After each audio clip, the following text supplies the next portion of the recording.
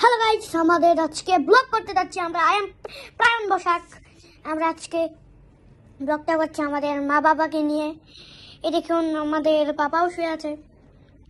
Hello guys বলো। Hello guys. ওখানে খালি গায়ে শুয়ে আছে, আমরা গেঞ্জি পরে আছি। গেঞ্জি পরে আছি তো আমরা বিছানার উপরে দাঁড়িয়ে আছি। তার জন্য আমরা কোথাও যেতে পাইনি, আমরা বাসায় আসি।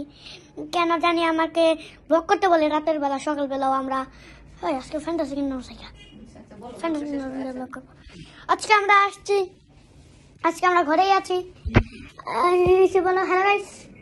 Hello guys. আমরা মশারির ভিতরে, এটা হচ্ছে আমাদের বড় একটা টেন্ট। আমরা এখানে সবাই ঘুমাইতে পারবো। আমরা এখানে আমাদের পুতুলও আছে পাপন বসাকের। বল হ্যালো গাইস। Hello guys. এখন আমাদের পুতুলটা নিয়ে আমরা মজা করবো।